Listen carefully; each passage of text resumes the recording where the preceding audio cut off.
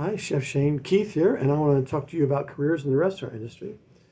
I've had a long career, over 45 years, and I've worked in a million types of restaurants. That's the first thing I want to bring up. There's different paths to the same end. Um, in order to be a real chef or a real food service worker, a culinary artist, you need to work through various cuisines. You might start with fast food, and you might then move into the next more complicated type of cuisine. So the goal for culinary education is to always work to a more complex cuisine. For instance, start with fast food. Next job might be work making sandwiches. Your third job might be making pizzas, like throwing them in the air. The fourth job could then be like simple Mexican food. Maybe the fifth job would be in an Italian restaurant. Each job should bring more experience and more knowledge and more complexity. So after one gets to Mexican, Italian, then you can get into the European cuisines, as in the French and continental fancy pants cuisines. And that would include also working in a country club where many of these cuisines are represented simultaneously. Getting a job in an Asian restaurant is crucial because obviously more than half the world is Asia, or maybe half the world is Asia. So one must always work up to more complex cuisines. What type of jobs can one find in those restaurants? Well, if I could start at the bottom, one often will start as a dishwasher, then move into the job as a prep cook, where you simply cut, dice, and slice and prepare foodstuffs. Hold that thought. So after you've been a dishwasher and a prep cook, then you can start to actually really be a proper cook. And that might involve starting with a salad position, in French called garde manger. After you work the garde manger position, you might hopefully get a job on the line. You'd be a line cook. But line cook is lots of different types of line cooks. You might be a broiler man.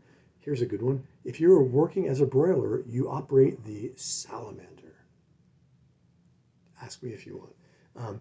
After you work as a broiler, you might become the grill person, where you work searing steaks and fish on a grill.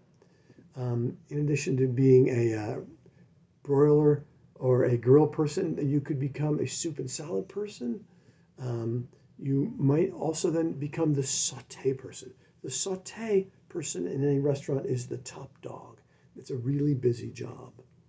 I'm fortunate that I've had many sauté jobs, including sauté jobs where I made Asian food running 5 woks simultaneously.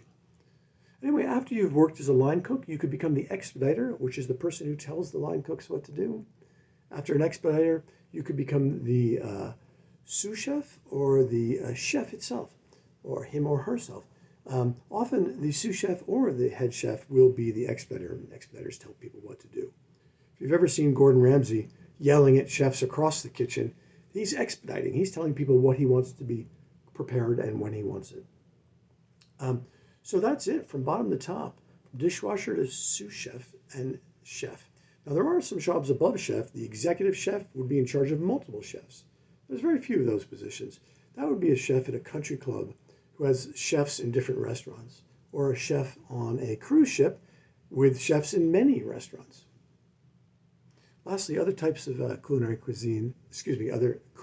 of culinary positions. You could be a dietitian, a food researcher, a food scientist, which is a really cool job. You create things like artificial flavors.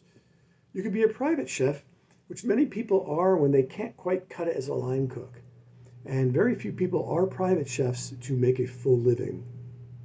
You can become a healthcare educator.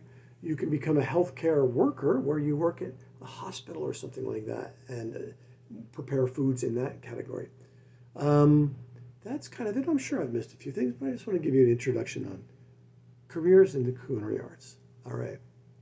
Au revoir.